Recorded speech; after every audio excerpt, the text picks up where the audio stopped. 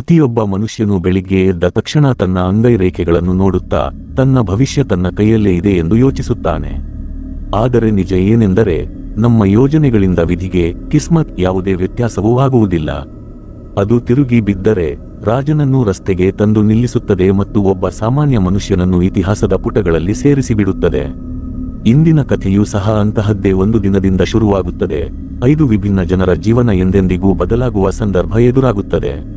ಮುಂದಿನ ಕೆಲವು ಗಂಟೆಗಳಲ್ಲಿ ನಡೆಯುವ ಘಟನೆಗಳು ಇಡೀ ರಾಜ್ಯದ ರಾಜಕೀಯದ ದಿಸೆಯನ್ನೇ ಬದಲಾಯಿಸಿ ಬಿಡುತ್ತವೆ ಎಂಬ ಸಣ್ಣ ಸುಳಿವು ಕೂಡ ಅವರಲ್ಲಿ ಯಾರೊಬ್ಬರಿಗೂ ಇರಲಿಲ್ಲ. ಒಂದೆಡೆ ಒಂದು ಸಾಮಾನ್ಯ ಕುಟುಂಬ ತಮ್ಮ ದೈನಂದಿನ ಜೀವನದಲ್ಲಿ ನಿರತವಾಗಿದೆ. ಮನೆಯಲ್ಲಿ ಮದುವೆ ಮುಂಜಿಯ ಮಾತುಗಳು ನಡೆಯುತ್ತಿವೆ, ಹಾಸ್ಯ ಸಲ್ಲಾಪಗಳು ನಡೆಯುತ್ತಿವೆ, ಎಲ್ಲವೂ ತೀರಾ ಸಾಮಾನ್ಯವಾಗಿದೆ ಎನಿಸುತ್ತದೆ.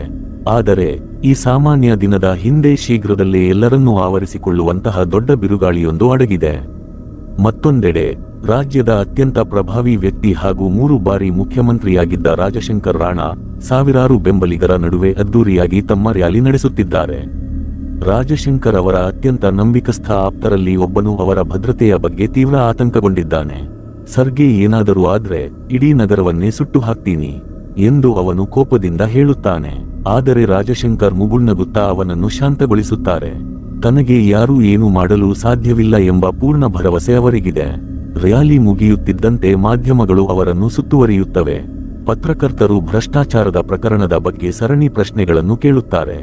ಆದರೆ ರಾಜಶಂಕರ್ ಪೂರ್ಣ ಆತ್ಮವಿಶ್ವಾಸದಿಂದ ಪ್ರತಿಯೊಂದು ಪ್ರಶ್ನೆಗೂ ಉತ್ತರಿಸುತ್ತಾರೆ. ಪ್ರತಿ ಬಾರಿಯಂತೆ ಈ ಬಾರಿಯೂ ತಾನು ಕಾನೂನನ್ನು ಮರೆಮಾಚಿ ಗೆದ್ದು ಬರುತ್ತೇನೆ ಎಂದು ಅವರಿಗೆ ಅನಿಸುತ್ತದೆ. ಆದರೆ ಕೆಲವೇ ಕ್ಷಣಗಳಲ್ಲಿ ನ್ಯಾಯಾಲಯ ತನ್ನ ತೀರ್ಪನ್ನು ಪ್ರಕಟಿಸುತ್ತದೆ. ಎಲ್ಲಾ ಸಾಕ್ಷ್ಯಾಧಾರಗಳ ಆಧಾರದ ಮೇಲೆ ನ್ಯಾಯಾಲಯ ರಾಜಶಂಕರ್ ರಾಣಾನನ್ನು ಭ್ರಷ್ಟಾಚಾರದ ದೋಷಿ ಎಂದು ಘೋಷಿಸಿ ಶಿಕ್ಷೆ ವಿಧಿಸುತ್ತದೆ. ಒಂದು ಕ್ಷಣದ ಹಿಂದೆ ಇಡೀ ರಾಜ್ಯವನ್ನೇ ಆಳುತ್ತಿದ್ದ ವ್ಯಕ್ತಿಯನ್ನು ಮರುಕ್ಷಣವೇ ಪೊಲೀಸರು ಬಂಧಿಸಿ ಜೈಲಿಗೆ ಕರೆದೊಯ್ಯುತ್ತಿದ್ದಾರೆ. ಹೊರಗೆ ಬೆಂಬಲಿಗರ ಪಡೆ ಪ್ರತಿಭಟನೆ ನಡೆಸುತ್ತಿದ್ದರೆ ವಿರೋಧ ಪಕ್ಷದವರು ಈ ತೀರ್ಪನ್ನು ಸಂಭ್ರಮಿಸುತ್ತಿದ್ದಾರೆ. ಮುಖ್ಯಮಂತ್ರಿಯ ಕುರ್ಚಿ ಈಗ ಖಾಲಿಯಾಗಿದೆ ಮತ್ತು ಇಲ್ಲಿಂದಲೇ ನಿಜವಾದ ಅಧಿಕಾರದ ಕದನ ಶುರುವಾಗುತ್ತದೆ. ಜೈಲು ತಲುಪುತ್ತಿದ್ದಂತೆ ರಾಜಶಂಕರ್ ರಾಣಾನ ಕೋಪ ನೆತ್ತಿಗೇರುತ್ತದೆ. ಇದು ಕೇವಲ ಕೋರ್ಟಿನ ತೀರ್ಪಲ್ಲ, ಬದಲಾಗಿ ತನ್ನ ಸ್ವಾಯದವರೇ ಹೆಣೆದ ಸಂಚು ಎಂಬುದು ಅವನಿಗೆ ಖಾತ್ರಿಯಾಗುತ್ತದೆ. ಆಗಲೇ ಅವನ ನಂಬಿಕಸ್ಥ ಆಪ್ತ ಮತ್ತು ಪಿ.ಎ. ಅನಂತನ್ ನಂಬಿಯಾರ್ ಅವನನ್ನು ಭೇಟಿಯಾಗಲು ಬರುತ್ತಾನೆ. ಅವನು, ವಿರೋಧ ಪಕ್ಷದ ನಾಯಕ ಪಾಟೀಲ್ ಒಬ್ಬನೇ ಇರಲಿಲ್ಲ ಸರ್. ನಿಮ್ಮನ್ನು ಈ ಕೇಸ್ನಲ್ಲಿ ಸಿಕ್ಕಿಹಾಕಿಸಲು ನಿಮ್ಮ ಭಾವಮೈದ ಸಾಲೆ ಮತ್ತು ನಿಮ್ಮ ಅಳಿಯನ ಭಾಂಜಾ ಕೈವಾಡ ಇದೆ ಎಂದು ನನಗೆ ಪೂರ್ತಿ ಅನುಮಾನವಿದೆ.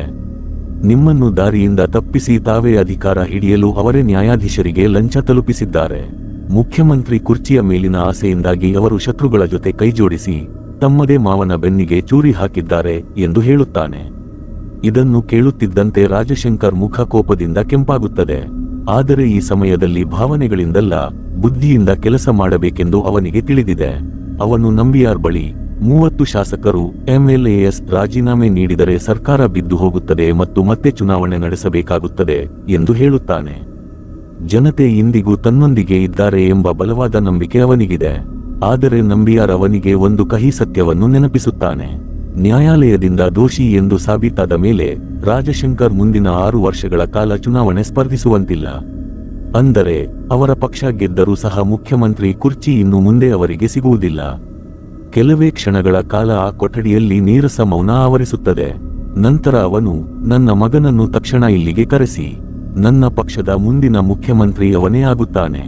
ಈ ಕುರ್ಚಿ ತಲುಪಲು ನಾನು ಎಷ್ಟೋ ಜನರ ರಕ್ತ ಹರಿಸಿದ್ದೇನೆ. ಇದನ್ನು ಅಷ್ಟು ಸುಲಭವಾಗಿ ಬೇರೆಯವರ ಕೈಗೆ ಹೋಗಲು ನಾನು ಬಿಡುವುದಿಲ್ಲ ಎಂದು ಹೇಳುತ್ತಾನೆ. ಆದರೆ ಇದು ಅಷ್ಟು ಸುಲಭವಲ್ಲ ಎಂಬುದು ನಂಬಿಯಾರ್ಗೆ ತಿಳಿದಿದೆ. ಧನುಷ್ ರಾಜಕೀಯದಿಂದ ಯಾವಾಗಲೂ ದೂರವೇ ಉಳಿದಿದ್ದಾನೆ ಎಂಬುದನ್ನು ಅವನು ರಾಜಶಂಕರ್ಗೆ ನೆನಪಿಸುತ್ತಾನೆ. ಆ ಜವಾಬ್ದಾರಿಯನ್ನು ಅವನು ಒಪ್ಪಿಕೊಳ್ಳದೇ ಇರಬಹುದು ಎಂಬ ಅನುಮಾನ ವ್ಯಕ್ತವಾಗುತ್ತದೆ. ಆದರೆ ರಾಜಶಂಕರ್ ಆತ್ಮವಿಶ್ವಾಸದಿಂದ, ಮನುಷ್ಯನನ್ನು ಬಲವಂತದಿಂದಲ್ಲ, ಅವನ ಬಲಹೀನತೆಯನ್ನು ಬಳಸಿ ಗೆಲ್ಲಬೇಕು. ಸರಿಯಾದ ಆಸೆಯನ್ನು ತೋರಿಸಿದರೆ ಎಂಥ ಮುಂಡಾಚೆಯಾದರೂ ದಾರಿ ಬದಲಾಯಿಸುತ್ತಾನೆ ಎಂದು ಉತ್ತರಿಸುತ್ತಾನೆ. ಹೀಗೆ ಯೋಚಿಸಿ ಅವನು ತನ್ನ ಮಗನನ್ನು ಹಿಂತಿರುಗಿಸಲು ಸಿದ್ಧತೆಗಳನ್ನು ಪ್ರಾರಂಭಿಸುತ್ತಾನೆ. ಈಗ ಕಥೆಯು ವಿದೇಶದ ವೈಭೋಗದ ನಗರವೊಂದರಲ್ಲಿ ಬಿಲ್ಕುಲ್ ಬೇರೆಯದೇ ಪ್ರಪಂಚವನ್ನು ತೋರಿಸುತ್ತದೆ. ಇಲ್ಲಿ ರಾಜಶಂಕರ್ ರಾಣಾನ ಮಗ ಧನುಷ್ ರಾಜಶಂಕರ್ ವಾಸಿಸುತ್ತಿರುತ್ತಾನೆ. ಅವನು ಅತ್ಯಂತ ಶ್ರೀಮಂತ, ಅಹಂಕಾರಿ ಮತ್ತು ಅಪಾಯಕಾರಿ ಮನುಷ್ಯ.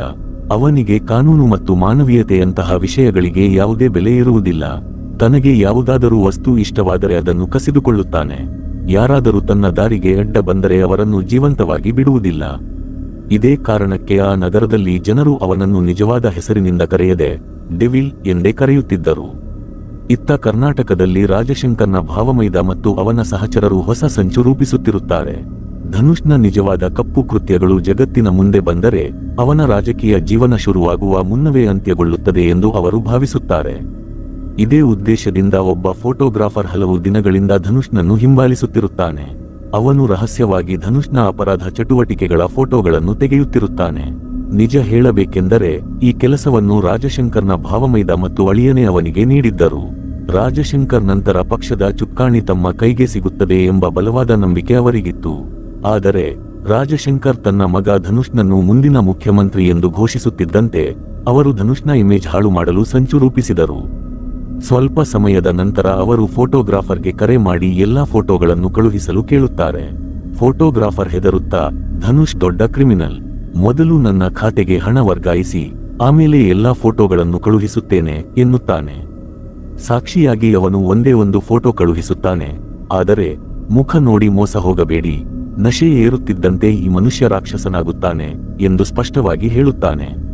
ಈ ಮಧ್ಯೆ ಯಾರೋ ತನ್ನನ್ನು ಹಿಂಬಾಲಿಸುತ್ತಿದ್ದಾರೆ ಎಂಬ ಸುಳಿವು ಧನುಷ್ಗೆ ಸಿಗುತ್ತದೆ.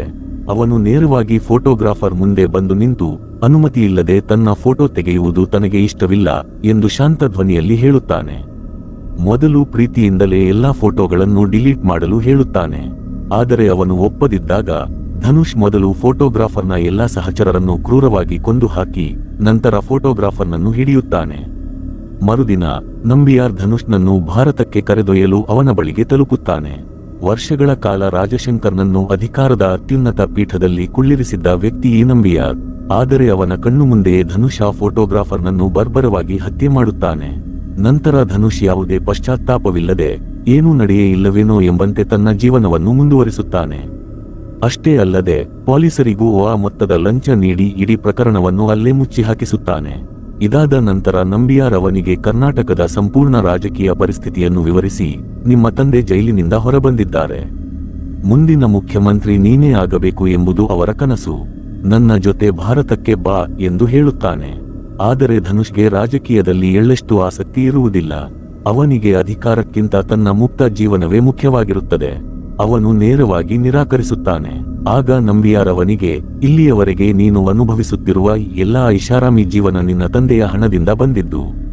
ನೀನು ಹಿಂತಿರುಗಲು ನಿರಾಕರಿಸಿದರೆ ಇದೆಲ್ಲವೂ ಒಂದೇ ಕ್ಷಣದಲ್ಲಿ ಇಲ್ಲದಂತಾಗುತ್ತದೆ ಎಂದು ನೆನಪಿಸುತ್ತಾನೆ. ಆ ಕ್ಷಣದಲ್ಲೇ ಧನುಷ್ ಗನ್ ತೆಗೆದು ನಂಬಿಯಾರ್ ತಲೆಗೆ ಗುರಿ ಹಿಡಿದು, ನಾನು ನಿಮ್ಮನ್ನು ಗೌರವದಿಂದ ಅಂಕಲ್ ಎಂದು ಕರೆಯುತ್ತೇನೆ, ಅದರರ್ಥ ಯಾರೋ ಬಂದು ನನಗೆ ಹುಕುಂ ಮಾಡಬಹುದು ಎಂದಲ್ಲ ಎಂದು ತಣ್ಣನೆಯ ಧ್ವನಿಯಲ್ಲಿ ಹೇಳುತ್ತಾನೆ. ನಂತರ ಅವನು ಮತ್ತೊಮ್ಮೆ ಇಂತಹ ಮಾತಾಡಿದರೆ ಭಾರತಕ್ಕೆ ಜೀವಂತವಾಗಿ ಅಲ್ಲ, ಶವಪೆಟ್ಟಿಗೆಯಲ್ಲಿ ತಾಬೂತು ಹಿಂತಿರುಗಬೇಕಾಗುತ್ತದೆ ಎಂದು ಎಚ್ಚರಿಸುತ್ತಾನೆ. ಧನುಷ್ನನ್ನು ಒಪ್ಪಿಸಲು ಸಾಧ್ಯವೇ ಇಲ್ಲ ಎಂಬುದು ನಂಬಿಯಾರ್ಗೆ ಅರ್ಥವಾಗುತ್ತದೆ. ಆದ್ದರಿಂದ ಅವನು ಸುಮ್ಮನೆ ಭಾರತಕ್ಕೆ ಹಿಂತಿರುಗುತ್ತಾನೆ. ಇತ್ತ ಕರ್ನಾಟಕದಲ್ಲಿ ವಿದೇಶದಲ್ಲಿದ್ದ ಧನುಷ್ನ ಫೋಟೋಗಳು ಮಾಧ್ಯಮಗಳಲ್ಲಿ ವೈರಲ್ ಆಗಿದ್ದವು ಮತ್ತು ಪ್ರತಿ ನ್ಯೂಸ್ ಚಾನೆಲ್ನಲ್ಲೂ ಅವನದ್ದೇ ಚರ್ಚೆಯಾಗುತ್ತಿತ್ತು. ಮಾಜಿ ಮುಖ್ಯಮಂತ್ರಿಯ ಮಗ ನಿಜವಾಗಿಯೂ ರಾಜಕೀಯಕ್ಕೆ ಹಿಂತಿರುಗುತ್ತಿದ್ದಾನೆಯೇ ಎಂಬ ಸುದ್ದಿಗಳು ಹರಿದಾಡುತ್ತಿದ್ದವು. ಯಾರೋ ವಿದೇಶದಲ್ಲಿ ಧನುಷ್ನ ಮೇಲೆ ಕಣ್ಣಿಟ್ಟು ಈ ಫೋಟೋಗಳನ್ನು ಮಾಧ್ಯಮಗಳಿಗೆ ತಲುಪಿಸುತ್ತಿದ್ದಾರೆ ಎಂಬ ವಿಷಯವನ್ನು ನಂಬಿಯಾರ್ ರಾಜಶೇಖರ್ಗೆ ತಿಳಿಸುತ್ತಾನೆ. ರಾಜಶೇಖರನ ಅನುಮಾನ ತನ್ನ ಭಾವಮೈದ ಮತ್ತು ಅಳಿಯನ ಮೇಲೆ ಹೋಗುತ್ತದೆ. ಇದರ ನಂತರ ಅವನು ಅವರಿಬ್ಬರಿಂದ ದೂರವಿರಲು ಪ್ರಾರಂಭಿಸುತ್ತಾನೆ. ಇದೇ ಸಮಯದಲ್ಲಿ ಕಥೆಯು ಇದ್ದಕ್ಕಿದ್ದಂತೆ ಬೇರೆಯದೇ ಪಾತ್ರದತ್ತ ತಿರುಗುತ್ತದೆ. ಒಬ್ಬ ಸಾಮಾನ್ಯ ಕುಟುಂಬದ ಹುಡುಗ ಕೃಷ್ಣ ನೋಡಲು ಅಚ್ಚ ಹೊಲಸಾಗಿ ಧನುಷ್ನಂತೆಯೇ ಕಾಣುತ್ತಾನೆ. ಆದರೆ ಸ್ವಭಾವದಲ್ಲಿ ಅವನಿಗೆ ತೀರಾ ಉಲ್ಟಾ. ಧನುಷ್ ಜನರಲ್ಲಿ ಭಯ ಹುಟ್ಟಿಸಿದರೆ ಕೃಷ್ಣ ಜನರಿಗೆ ಊಟ ಹಾಕಿ ಸಂತೋಷಪಡಿಸುತ್ತಾನೆ. ಅವನಿಗೆ ಒಂದೇ ಒಂದು ದೊಡ್ಡ ಕನಸಿರುತ್ತದೆ, ಎಂದಾದರೂ ಒಂದು ದಿನ ಥಿಯೇಟರ್ ಹೊರಗಡೆ ತನ್ನ ದೈತ್ಯಾಕಾರದ ಕಟೌಟ್ ನಿಲ್ಲಬೇಕು, ತನ್ನ ಎಂಟ್ರಿಗೆ ಜನ ಸೀಟಿ ಹೊಡೆಯಬೇಕು ಮತ್ತು ಇಡೀ ಜಗತ್ತು ತನ್ನನ್ನು ಒಬ್ಬ ಸೂಪರ್ ಸ್ಟಾರ್ ಎಂದು ಗುರುತಿಸಬೇಕು. ಕೃಷ್ಣ ತನ್ನ ಈ ಕನಸನ್ನು ನನಸು ಮಾಡಿಕೊಳ್ಳಲು ದಿನವೂ ವಿಭಿನ್ನ ಪಾತ್ರಗಳ ನಟನೆ ಮಾಡುತ್ತಿರುತ್ತಾನೆ. ಅವನದ್ದೊಂದು ಸಣ್ಣ ಧಾಬಾ ಇರುತ್ತದೆ. ಅಲ್ಲಿಗೆ ಬರುವ ಪ್ರತಿಯೊಬ್ಬ ಗ್ರಾಹಕರ ಎದುರಲ್ಲೂ ಅವನು ನಟಿಸಿ ತೋರಿಸುತ್ತಿರುತ್ತಾನೆ. ಎಂದಾದರೂ ಯಾರಾದರೂ ಫಿಲ್ಮ್ ಮೇಕರ್ ಇದನ್ನು ನೋಡಿ ತನಗೆ ಸಿನಿಮಾದಲ್ಲಿ ಅವಕಾಶ ನೀಡಬಹುದು ಎಂಬ ಸಣ್ಣ ಭರವಸೆ ಅವನದ್ದು. ಕೃಷ್ಣನ ಆಪ್ತ ಗೆಳೆಯ ನಾನಿ ಯಾವಾಗಲೂ ಅವನ ಜೊತೆಗಿದ್ದು ಪ್ರತಿ ಹೆಜ್ಜೆಯಲ್ಲೂ ಅವನಿಗೆ ಧೈರ್ಯ ತುಂಬುತ್ತಿರುತ್ತಾನೆ. ಇನ್ನೊಂದೆಡೆ ರುಕ್ಕು ಕೃಷ್ಣನನ್ನು ಪ್ರಾಣಕ್ಕಿಂತ ಹೆಚ್ಚಾಗಿ ಪ್ರೀತಿಸುತ್ತಿರುತ್ತಾಳೆ. ಕೃಷ್ಣನೂ ಅಷ್ಟೇ. ಒಂದು ದಿನ ಮಾರುಕಟ್ಟೆಯಲ್ಲಿ ಯಾರೋ ಒಬ್ಬರ ಕಣ್ಣು ಕೃಷ್ಣನ ಮೇಲೆ ಬೀಳುತ್ತದೆ. ಅವರು ಆಶ್ಚರ್ಯದಿಂದ, ಅರೆ, ನಿನ್ನ ಮುಖ ಥೇಟ್ ಮಾಜಿ ಮುಖ್ಯಮಂತ್ರಿ ರಾಜಶೇಖರ್ ಮಗ ಧನುಷ್ ತರ ಇದೆಯಲ್ಲ ಎನ್ನುತ್ತಾರೆ. ಆ ಸಮಯದಲ್ಲಿ ಟಿವಿಯಲ್ಲೂ ಧನುಷ್ನ ಸುದ್ದಿಗಳೇ ಓಡುತ್ತಿದ್ದವು. ಇದನ್ನು ಕೇಳಿ ಕೃಷ್ಣ ನಗುತ್ತಾ, ಹೌದು, ಜನ ಆಗಾಗ ಹಾಗೆ ಹೇಳ್ತಿರ್ತಾರೆ, ಆದ್ರೆ ನನಗೆ ರಾಜಕಾರಣಿಯಾಗೋದಲ್ಲ, ಆಕ್ಟರ್ ಆಗೋದು ಆಸೆ ಎನ್ನುತ್ತಾನೆ. ಆಗಷ್ಟೇ ಪಕ್ಕದಲ್ಲಿ ನಿಂತಿದ್ದ ನಂಬಿಯಾರ್ ಈ ಮಾತನ್ನು ಕೇಳಿಸಿಕೊಳ್ಳುತ್ತಾನೆ. ಕೃಷ್ಣನ ಮೇಲೆ ಕಣ್ಣು ಬಿದ್ದ ತಕ್ಷಣ ಅವನು ದಂಗಾಗಿ ಹೋಗುತ್ತಾನೆ. ಏಕೆಂದರೆ ಕೃಷ್ಣ ಥೇಟ್ ಧನುಷ್ನಂತೆಯೇ ಇದ್ದ. ನಂಬಿಯಾರ್ ಸುಮ್ಮನೆ ಕೃಷ್ಣನನ್ನು ಹಿಂಬಾಲಿಸಿಕೊಂಡು ಅವನ ಧಾಬಾವರೆಗೆ ತಲುಪುತ್ತಾನೆ. ಅಲ್ಲಿ ಅವನಿಗೆ ಕೃಷ್ಣನ ದೊಡ್ಡ ಕನಸು ಸಿನಿಮಾದಲ್ಲಿ ಹೀರೋ ಆಗುವುದು ಎಂಬ ವಿಷಯ ತಿಳಿಯುತ್ತದೆ. ಇಲ್ಲಿಂದ ನಂಬಿಯಾರ್ ಒಂದು ದೊಡ್ಡ ಆಟ ಶುರು ಮಾಡುತ್ತಾನೆ. ಅವನು ಕೃಷ್ಣನನ್ನು ತನ್ನ ಜೊತೆ ಕರೆದೊಯ್ದು ಹಣದಿಂದ ತುಂಬಿದ ಕಾರನ್ನು ತೋರಿಸುತ್ತಾನೆ. ಅವನು ಹೇಳಿದಂತೆ ಕೇಳಿದರೆ ಹೀರೋ ಆಗುವ ಅವನ ಕನಸು ನನಸಾಗುತ್ತದೆ ಎಂದು ಕೃಷ್ಣನಿಗೆ ಭರವಸೆ ನೀಡುತ್ತಾನೆ. ಕೃಷ್ಣ ಮೊದಲು ಆಶ್ಚರ್ಯಚಕಿತನಾಗುತ್ತಾನೆ. ಆಗ ನಂಬಿಯಾರ್ ಅಸಲಿ ಪ್ಲಾನ್ ಮುಂದಿಡುತ್ತಾನೆ. ಇಂದಿನಿಂದ ನಾನು ಬೇಡ ಎನ್ನುವವರೆಗೆ ನಿನ್ನ ಗುರುತನ್ನು ಮರೆತು ಧನುಷಾಗಿ ಬದುಕಬೇಕು. ಬದಲಾಗಿ ನಿನಗೆ ದೊಡ್ಡ ಬಜೆಟ್ ಸಿನಿಮಾದಲ್ಲಿ ಹೀರೋ ಆಗುವ ಅವಕಾಶ ಸಿಗುತ್ತದೆ. ನಟನಾಗುವ ಕನಸಿನ ಮಾತು ಕೇಳುತ್ತಿದ್ದಂತೆ ಕೃಷ್ಣನ ಕಣ್ಣುಗಳಲ್ಲಿ ಮಿಂಚು ಮೂಡುತ್ತದೆ. ಅವನು ಜಾಸ್ತಿ ಪ್ರಶ್ನೆಗಳನ್ನು ಕೇಳುವುದಿಲ್ಲ. ಸರ್, ಕೊನೆಗೆ ನಾನು ಏನು ಮಾಡಬೇಕು ಎಂದು ಒಂದೇ ಮಾತು ಕೇಳುತ್ತಾನೆ. ನಂಬಿಯಾರ್ ಮುಗುಳ್ನಗುತ್ತಾ, ನೀನು ನಿನ್ನ ಜೀವನದ ಅತ್ಯಂತ ದೊಡ್ಡ ನಟನೆಯನ್ನು ಮಾಡಬೇಕು ಎನ್ನುತ್ತಾನೆ. ಕೃಷ್ಣ ಮತ್ತೇನು ಯೋಚಿಸದೆ ಒಪ್ಪಿಕೊಳ್ಳುತ್ತಾನೆ. ಇಂದಿನಿಂದ ನೀವು ರಿಮೋಟ್, ನಾನು ಆಟದ ಸಾಮಾನು. ನೀವು ಹೇಗೆ ಹೇಳ್ತೀರೋ ಹಾಗೆ ಕೇಳ್ತೀನಿ ಎನ್ನುತ್ತಾನೆ. ಇದಾದ ನಂತರ ನಂಬಿಯಾರ್ ಅವನ ಸ್ನೇಹಿತ ನಾನಿಗೆ ಕರೆ ಮಾಡಿಸುತ್ತಾನೆ. ಆದರೆ ಫೋನಿನಲ್ಲೂ ಕೃಷ್ಣನಿಗೆ ಅಸಲಿ ವಿಷಯ ಹೇಳಲು ಸಾಧ್ಯವಿರುವುದಿಲ್ಲ. ನಂಬಿಯಾರ್ ಸೈಕಿನಂತೆ ಅವನು ಸುಳ್ಳು ಹೇಳುತ್ತಾನೆ. ನನಗೆ ಮುಂಬೈನಲ್ಲಿ ದೊಡ್ಡ ಸಿನಿಮಾ ಆಫರ್ ಸಿಕ್ಕಿದೆ, ನಾನು 6 ತಿಂಗಳವರೆಗೆ ಹಿಂತಿರುಗುವುದಿಲ್ಲ. ಈ ಸುದ್ದಿ ಕೇಳಿ ನಾನಿ ಸಂತೋಷದಿಂದ ಕುಣಿದಾಡುತ್ತಾನೆ. ತನ್ನ ಗೆಳೆಯನ ವರ್ಷಗಳ ಕನಸು ನೆರವೇರಿತು ಎಂದು ಅವನು ಭಾವಿಸುತ್ತಾನೆ. ಫೋನ್ ಕಟ್ ಆಗುತ್ತಿದ್ದಂತೆ ಕೃಷ್ಣನಿಗೆ ತನ್ನ ಗರ್ಲ್ಫ್ರೆಂಡ್ ರುಕ್ಕುನ ನೆನಪಾಗುತ್ತದೆ. ಅವಳ ಹತ್ತಿರ ಒಮ್ಮೆ ಮಾತನಾಡುವಂತೆ ವಿನಂತಿಸುತ್ತಾನೆ. ಆದರೆ ನಂಬಿಯಾರ್ ಖಡಾಖಂಡಿತವಾಗಿ ನಿರಾಕರಿಸುತ್ತಾನೆ. ನಿನ್ನ ಹಳೆಯ ಜೀವನ ಈಗ ಮುಗಿದು ಹೋಗಿದೆ ಎಂದು ಅವನು ಕೃಷ್ಣನಿಗೆ ನೆನಪಿಸುತ್ತಾನೆ. ಇಂದಿನಿಂದ ನಂತರ ಅವನು ಕೇವಲ ಧನುಷ್. ಇದಾದ ನಂತರ ಕೃಷ್ಣನನ್ನು ಒಂದು ಭವ್ಯವಾದ ಬಂಗ್ಲೆಗೆ ಕರೆತರಲಾಗುತ್ತದೆ. ಅಷ್ಟು ದೊಡ್ಡ ಅರಮನೆ ಮಾದರಿಯ ಮನೆ, ಬಿಗಿ ಭದ್ರತೆ ಮತ್ತು 4 ಕಡೆ ಹರಡಿಕೊಂಡಿದ್ದ ರಾಜಭೋಗದ ಜೀವನವನ್ನು ನೋಡಿ ಅವನ ಕಣ್ಣುಗಳು ಅರಳೆ ನಿಲ್ಲುತ್ತವೆ. ಇಲ್ಲಿಂದ ಕೃಷ್ಣನ ತರಬೇತಿ ಶುರುವಾಗುತ್ತದೆ. ಹೇಗೆ ನಡೆಯಬೇಕು, ಹೇಗೆ ಮಾತನಾಡಬೇಕು, ಜನರೊಂದಿಗೆ ಹೇಗೆ ನಡೆದುಕೊಳ್ಳಬೇಕು ಎಂಬುದನ್ನು ಅವನಿಗೆ ಕಲಿಸಲಾಗುತ್ತದೆ. ಏಕೆಂದರೆ ಈಗ ಅವನು ಮಾಡುವ ಒಂದು ಸಣ್ಣ ತಪ್ಪು ಇಡೀ ಯೋಜನೆಯನ್ನು ಹಾಳು ಮಾಡಬಹುದು. ಈ ಮಧ್ಯೆ ಕೃಷ್ಣ ಕದ್ದು ಮುಚ್ಚಿ ರುಕ್ಕುನಿಗೆ ಫೋನ್ ಮಾಡಲು ಪ್ರಯತ್ನಿಸುತ್ತಾನೆ.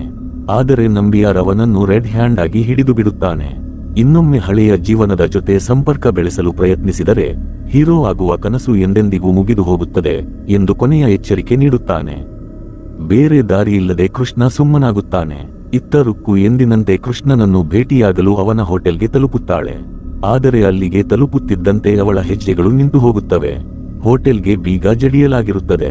ಅಲ್ಲಿ ಕೃಷ್ಣನೂ ಇರುವುದಿಲ್ಲ, ನಾನಿಯೂ ಇರುವುದಿಲ್ಲ. ಅವಳು ಪದೇ ಪದೇ ಕೃಷ್ಣನಿಗೆ ಫೋನ್ ಮಾಡುತ್ತಾಳೆ. ಆದರೆ ಪ್ರತಿ ಬಾರಿಯೂ ಫೋನ್ ಸ್ವಿಚ್ ಆಫ್ ಎಂದೇ ಬರುತ್ತದೆ. ಕೊನೆಗೆ ಅವಳು ಆ ಮುಚ್ಚಿದ ಹೋಟೆಲ್ ಹೊರಗಡೆಯೇ ಕುಳಿತುಕೊಳ್ಳುತ್ತಾಳೆ.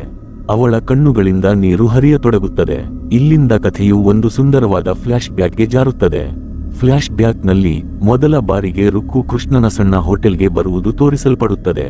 ಇಬ್ಬರ ಕಣ್ಣುಗಳು ಒಂದಾಗುತ್ತವೆ ಮತ್ತು ಮೆಲ್ಲನೆ ಅವರ ಭೇಟಿ ಹೆಚ್ಚಾಗತೊಡಗುತ್ತದೆ. ತಮಗೆ ಅರಿವಿಲ್ಲದಂತೆಯೇ ಇಬ್ಬರು ಪ್ರೀತಿಯಲ್ಲಿ ಬೀಳುತ್ತಾರೆ. ಇಬ್ಬರೂ ಜೊತೆಯಾಗಿ ಓಡಾಡುತ್ತಾರೆ, ಸಿನಿಮಾ ನೋಡುತ್ತಾರೆ ಮತ್ತು ತಮ್ಮದೇ ಆದ ಸಣ್ಣ ಪ್ರಪಂಚದಲ್ಲಿ ಸಂತೋಷವಾಗಿರುತ್ತಾರೆ. ಆದರೆ ಅವರ ಈ ಸಂತೋಷ ಹೆಚ್ಚು ದಿನ ಉಳಿಯುವುದಿಲ್ಲ. ಒಂದು ದಿನ ಇಬ್ಬರು ಬೈಕ್ನಲ್ಲಿ ಓಡಾಡುತ್ತಿರುವಾಗ ರುಕ್ಕುನ ತಾಯಿ ಅವರನ್ನು ಜೊತೆಯಲ್ಲಿ ನೋಡಿಬಿಡುತ್ತಾರೆ.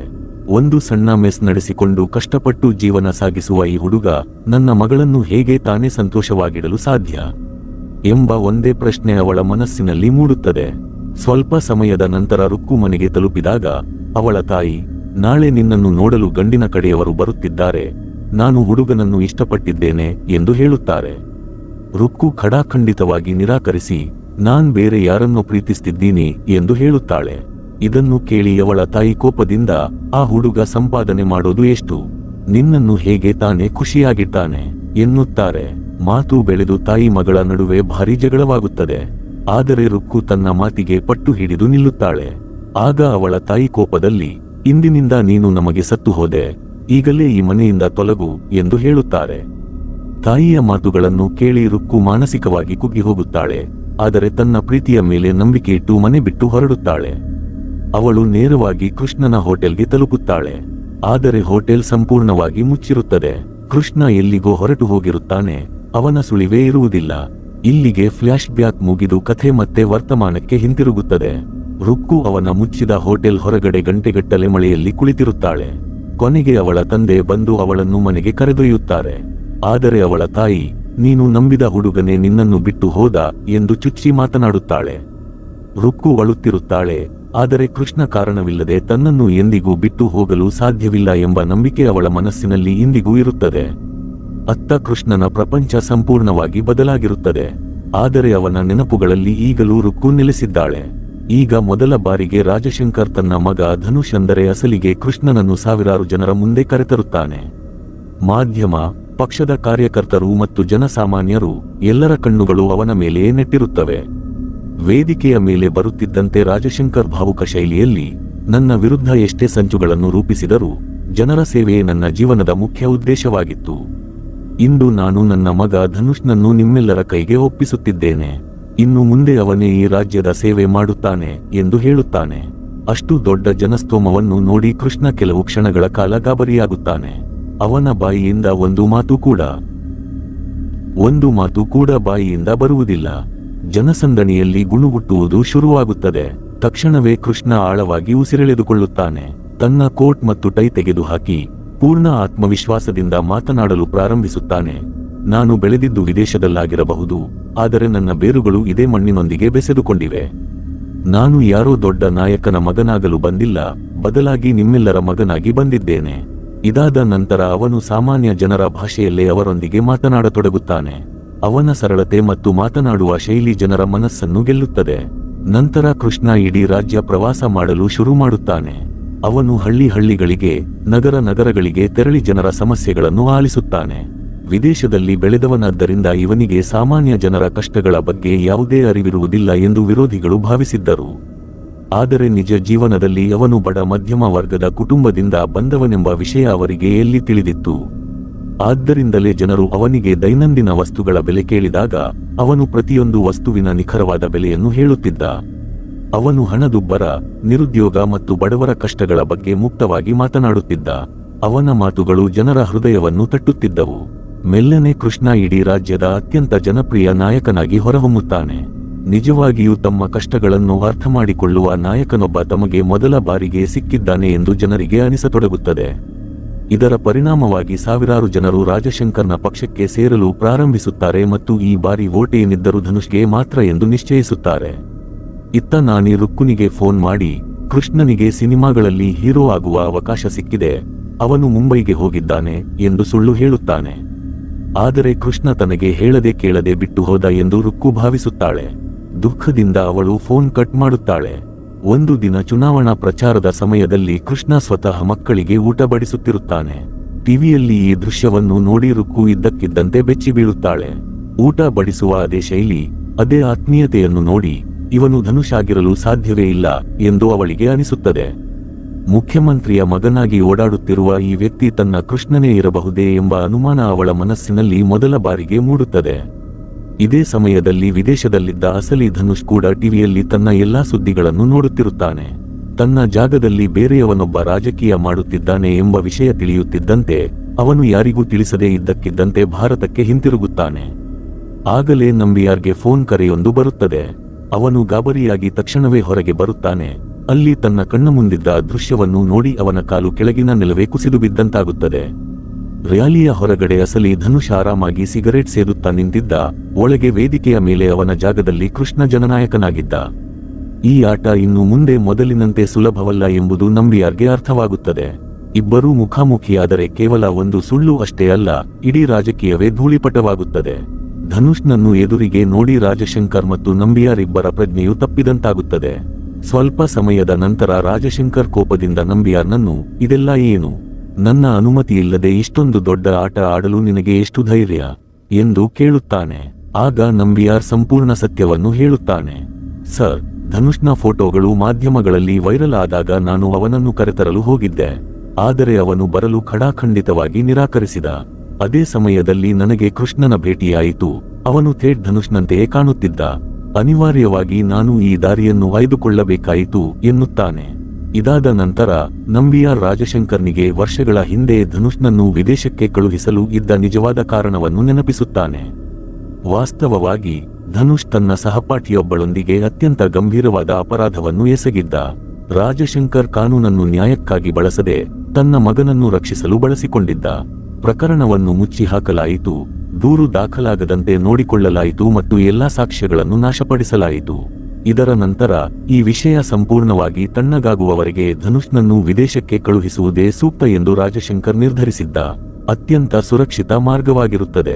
ಈಗ ರಾಜಶಂಕರ್ಗೆ ಪರಿಸ್ಥಿತಿ ತನ್ನ ಕೈಮೀರಿ ಹೋಗಿದೆ ಎಂಬುದು ಅರ್ಥವಾಗುತ್ತದೆ. ಆದರೆ ಚುನಾವಣೆಗಳು ಎದುರಿಗಿದ್ದವು. ಆದ್ದರಿಂದ ಅವನು ಸದ್ಯಕ್ಕೆ ಕೃಷ್ಣ ಮತ್ತು ಧನುಷ್ ಇಬ್ಬರನ್ನು ತನ್ನ ಆಟದ ಭಾಗವಾಗಿ ಇರಿಸಿಕೊಳ್ಳಲು ನಿರ್ಧರಿಸುತ್ತಾನೆ. ಅವನಿಗೆ ಬೇಕಾಗಿದ್ದು ಒಂದೇ ಒಂದು ವಿಷಯ, ಯಾವ ರೀತಿಯಲ್ಲಾದರೂ ಅಧಿಕಾರ ಪಡೆಯುವುದು. ಪಕ್ಷವು ಚುನಾವಣಾ ತಯಾರಿಯಲ್ಲಿ ತೊಡಗಿಕೊಳ್ಳುತ್ತದೆ. ರಾಜಶಂಕರ್ ವೇದಿಕೆಯಿಂದ ತನ್ನ ಕಾರ್ಯಕರ್ತರಿಗೆ ಒಗ್ಗಟ್ಟಿನಿಂದ ಇರಲು ಮತ್ತು ಜನರ ಸೇವೆಯೇ ಅತಿ ದೊಡ್ಡ ಧರ್ಮ ಎಂದು ಬೋಧಿಸುತ್ತಾನೆ. ಹೊರಗಿನಿಂದ ಎಲ್ಲವೂ ಆದರ್ಶಪ್ರಾಯವಾಗಿ ಕಾಣುತ್ತಿತ್ತು, ಆದರೆ ಅದೇ ಪಕ್ಷದೊಳಗೆ ಎಲ್ಲವನ್ನೂ ನಾಶ ಮಾಡಬಲ್ಲ ರಹಸ್ಯವೊಂದು ಅಡಗಿತ್ತು. ಇದೇ ಸಮಯದಲ್ಲಿ ಅಸಲಿ ಧನುಷ್ ಪಕ್ಷದ ಕಚೇರಿಗೆ ತಲುಪುತ್ತಾನೆ. ಸಭೆಯ ಮಧ್ಯೆ ಅವನ ಕಣ್ಣು ಮಹಿಳಾ ಘಟಕದ ಅಧ್ಯಕ್ಷೆಯ ಮೇಲೆ ಬೀಳುತ್ತದೆ.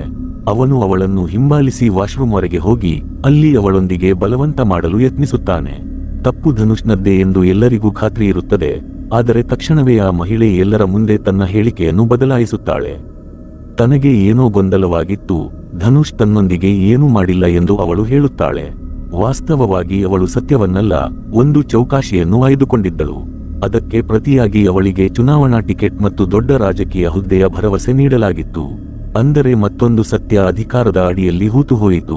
ರಾಜಶಂಕರ್ ತನ್ನ ಮಗನ ಮೇಲೆ ರೊಚ್ಚಿಗೇಳುತ್ತಾನೆ.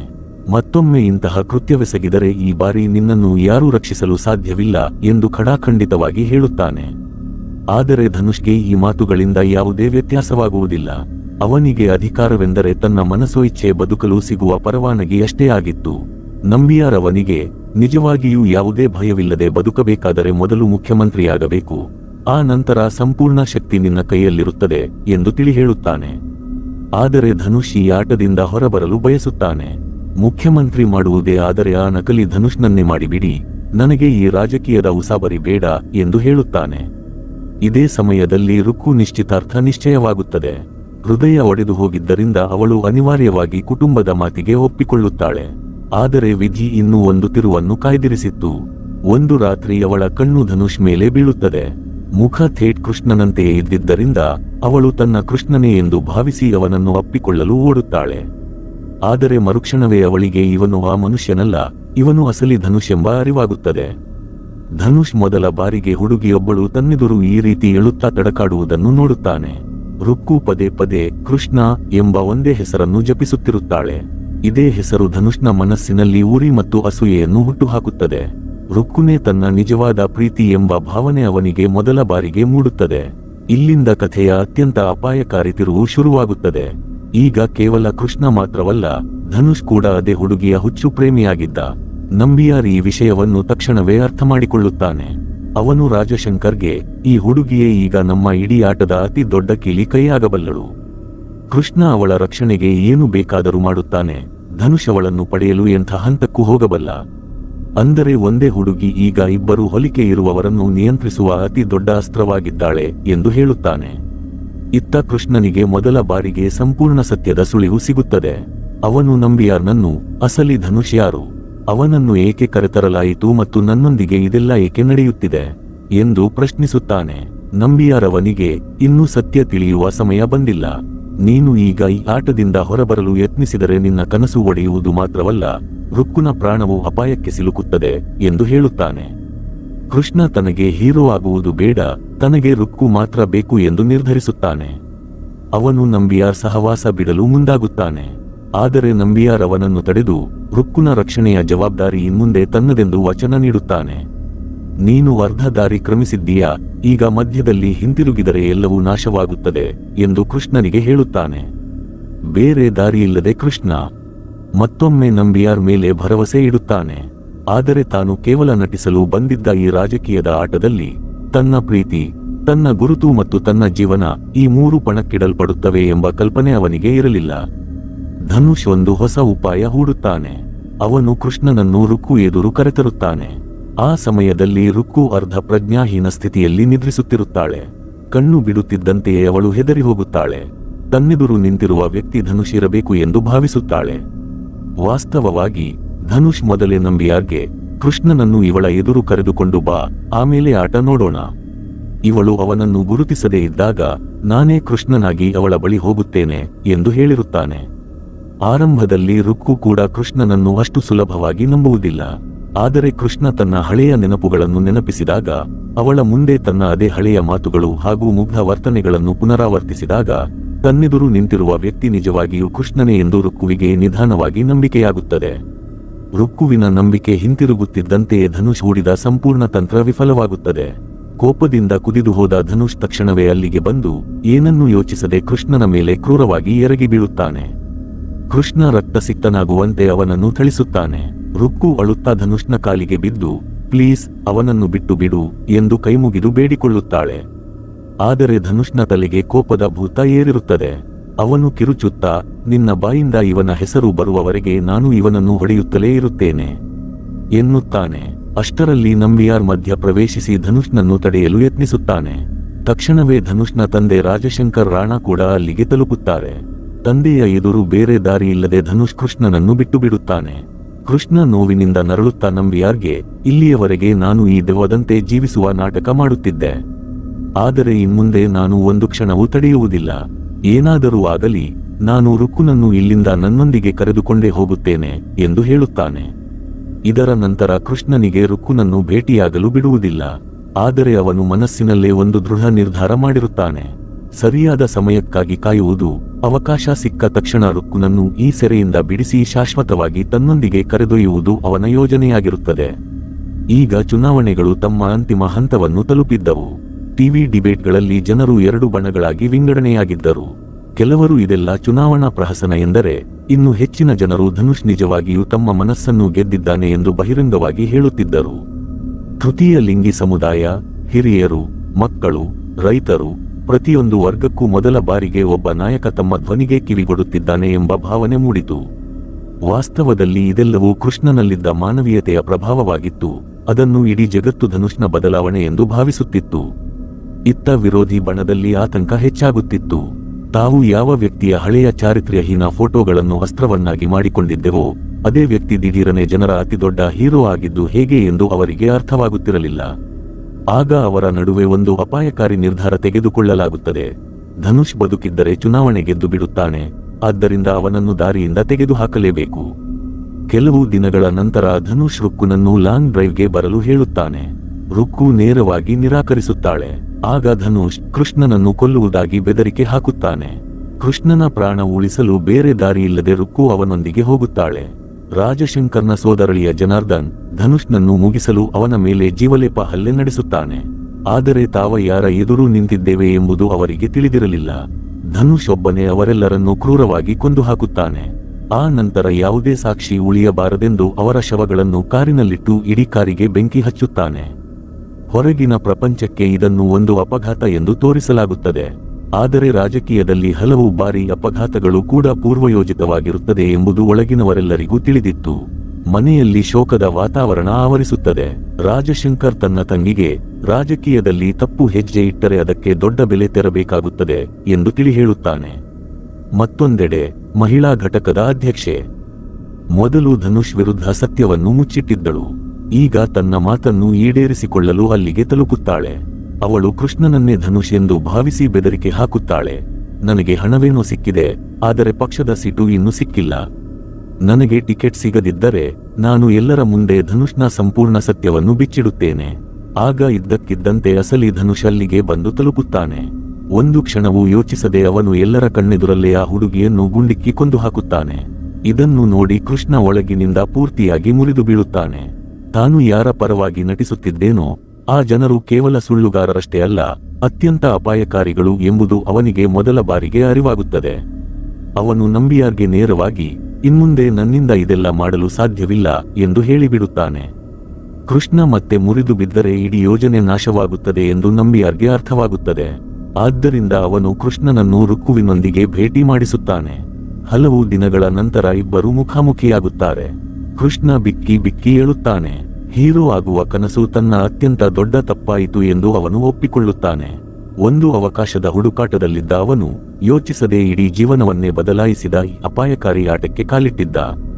ರುಕ್ಕು ಕೂಡ ತನ್ನ ನೋವನ್ನು ಅವನ ಮುಂದೆ ತೋಡಿಕೊಳ್ಳುತ್ತಾಳೆ. ತಾನು ಅವನಿಗಾಗಿ ಮನೆ ಮಠವನ್ನೇ ತೊರೆದು ಬಂದಿದ್ದೆ, ಆದರೆ ಪ್ರತಿ ಬಾರಿಯೂ ತನಗೆ ಸಿಕ್ಕಿದ್ದು ಕೇವಲ ವಂಚನೆ ಮತ್ತು ಕಾಯುವಿಕೆ ಮಾತ್ರ ಎಂದು ಹೇಳುತ್ತಾಳೆ. ಈಗ ಇಬ್ಬರು ಅಲ್ಲೇ ಉಳಿದರೆ ಸಾವು ಖಚಿತ ಎಂಬುದು ಕೃಷ್ಣನಿಗೆ ಅರ್ಥವಾಗುತ್ತದೆ. ಕೃಷ್ಣ ರುಕ್ಕುವಿಗೆ, ಸರಿಯಾದ ಸಮಯ ನೋಡಿ ನಿನ್ನನ್ನು ಇಲ್ಲಿಂದ ಕರೆದುಕೊಂಡು ಹೋಗುತ್ತೇನೆ ಎಂದು ವಚನ ನೀಡುತ್ತಾನೆ. ಸ್ವಲ್ಪ ಸಮಯದ ನಂತರ ಕೃಷ್ಣ ರುಕ್ಕುನನ್ನು ಕರೆದುಕೊಂಡು ಸುರಕ್ಷಿತ ಸ್ಥಳಕ್ಕೆ ತಲುಪುತ್ತಾನೆ. ಆದರೆ ಆಗಲೇ ಅತ್ಯಂತ ದೊಡ್ಡ ಆಘಾತ ಕಾಯುತ್ತಿತ್ತು. ರುಕ್ಕುವಿನೊಂದಿಗೆ ಬಂದಿರುವುದು ಕೃಷ್ಣನಲ್ಲ, ಬದಲಿಗೆ ಅಸಲಿ ಧನುಷ್. ಇತ್ತ ಧನುಷ್ ರುಕ್ಕುನನ್ನು ಕರೆದುಕೊಂಡು ಓಡಿ ಹೋಗಿದ್ದಾನೆ ಎಂಬುದು ತಿಳಿಯುತ್ತಿದ್ದಂತೆಯೇ ನಂಬಿಯಾರ್ ತಕ್ಷಣ ಕೃಷ್ಣನಿಗೆ ವಿಷಯ ತಿಳಿಸುತ್ತಾನೆ. ಆ ಕಡೆ ಧನುಷ್ ರುಕ್ಕುವಿನೊಂದಿಗೆ ಬಲವಂತ ಮಾಡಲು ಯತ್ನಿಸುತ್ತಾ ಅವಳನ್ನು ಎಳೆಯುತ್ತಾ ಕೋಣೆಯೊಳಗೆ ಕರೆದೊಯ್ಯಲು ನೋಡುತ್ತಾನೆ. ಸರಿಯಾದ ಸಮಯಕ್ಕೆ ಕೃಷ್ಣ ಅಲ್ಲಿಗೆ ತಲುಪುತ್ತಾನೆ. ಇದರ ನಂತರ ಕೃಷ್ಣ ಮತ್ತು ಧನುಷ್ ನಡುವೆ ಭೀಕರ ಹಾಗೂ ಜಾನಲೆವಾ ಕದನ ಶುರುವಾಗುತ್ತದೆ. ಇಬ್ಬರೂ ಪರಸ್ಪರ ಎರಗಿ ಬೀಳುತ್ತಾರೆ. ಆದರೆ ಅಂತಿಮವಾಗಿ ಕೃಷ್ಣ ಧನುಷ್ನನ್ನು ತೀವ್ರವಾಗಿ ಗಾಯಗೊಳಿಸಿ ರುಕ್ಕುನನ್ನು ಅಲ್ಲಿಂದ ಸುರಕ್ಷಿತವಾಗಿ ಕರೆದುಕೊಂಡು ಹೋಗುತ್ತಾನೆ. ರುಕ್ಕುನನ್ನು ಕರೆದುಕೊಂಡು ಓಡಿಬಂದ ನಂತರ ಕೃಷ್ಣ ಒಂದು ನಿರ್ಜನ ಪ್ರದೇಶಕ್ಕೆ ತಲುಪುತ್ತಾನೆ. ಅವನು ಈ ಎಲ್ಲಾ ಸಂಕಷ್ಟಗಳಿಂದ ಎಂದೆಂದಿಗೂ ದೂರವಾಗಲು ಬಯಸಿದ್ದ. ಆದರೆ ಆಗಲೇ ಅವನ ಕಣ್ಣು ಹತ್ತಿರದಲ್ಲೇ ನಿಂತಿದ್ದ ವೃದ್ಧ ದಂಪತಿಗಳ ಮೇಲೆ ಬೀಳುತ್ತದೆ. ಅವರು ಟಿವಿಯಲ್ಲಿ ಅವನ ಭಾಷಣವನ್ನು ನೋಡಿ ಅವನನ್ನು ಹೊಗಳುತ್ತಿರುತ್ತಾರೆ. ಧನುಷ್ನಂತಹ ನಾಯಕ ಪ್ರತಿಯೊಂದು ರಾಜ್ಯಕ್ಕೂ ಸಿಕ್ಕಿದರೆ ಸಾಮಾನ್ಯ ಜನರ ಬದುಕು ಬದಲಾಗಿ ಹೋಗುತ್ತದೆ ಎಂದು ಅವರು ಮಾತನಾಡಿಕೊಳ್ಳುತ್ತಿದ್ದರು. ಅವರ ಮಾತುಗಳನ್ನು ಕೇಳಿ ಕೃಷ್ಣ ಗಂಭೀರ ಆಲೋಚನೆಗೆ ಜಾರುತ್ತಾನೆ.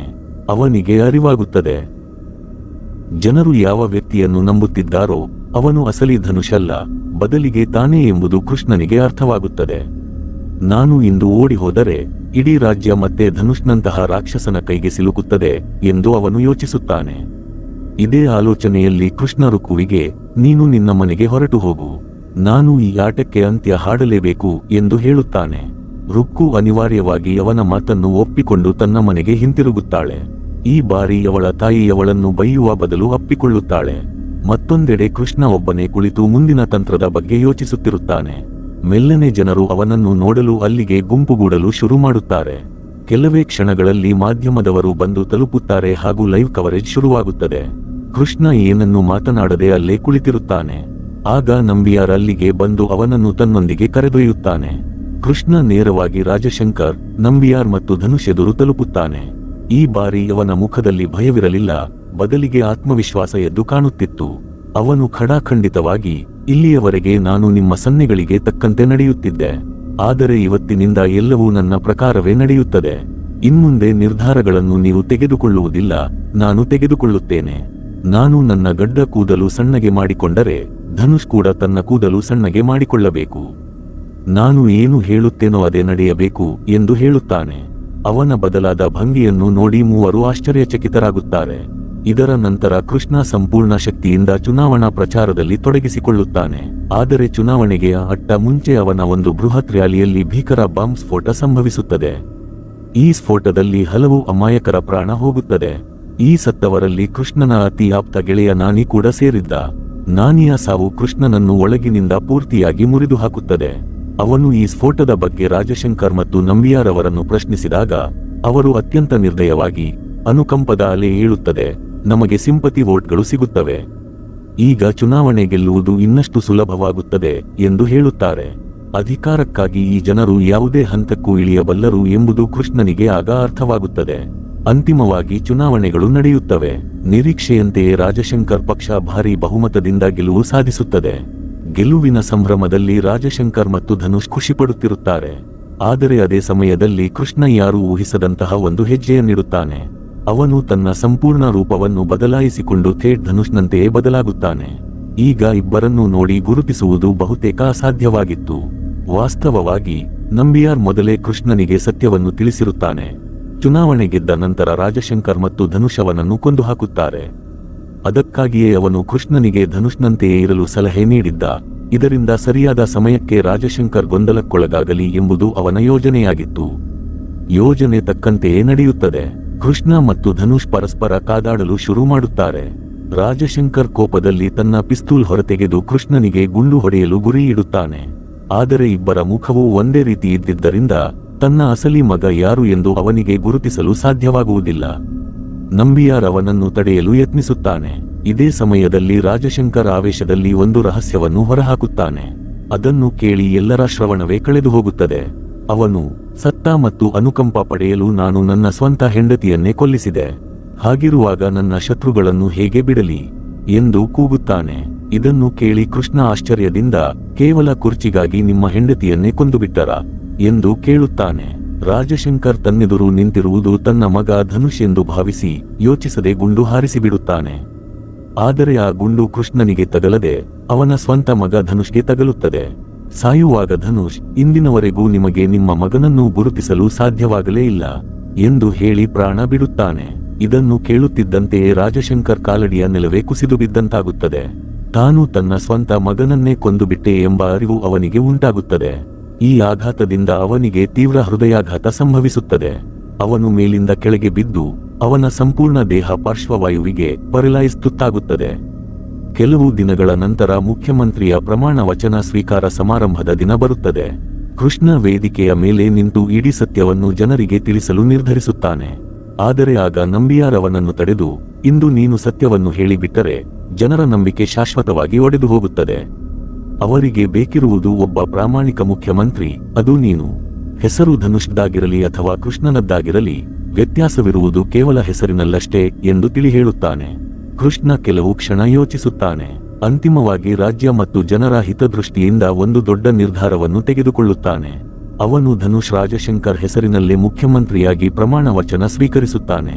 ಆ ನಂತರ ಅವನು ರುಕ್ಕುವಿನೊಂದಿಗೆ ಹೊಸ ಜೀವನವನ್ನು ಪ್ರಾರಂಭಿಸುತ್ತಾನೆ. ಈ ಭಾವನಾತ್ಮಕ ಹಾಗೂ ಬೆರಗುಗೊಳಿಸುವ ಅಂತ್ಯದೊಂದಿಗೆ ಈ ಸಿನಿಮಾ ಇಲ್ಲಿಗೆ ಮುಕ್ತಾಯಗೊಳ್ಳುತ್ತದೆ.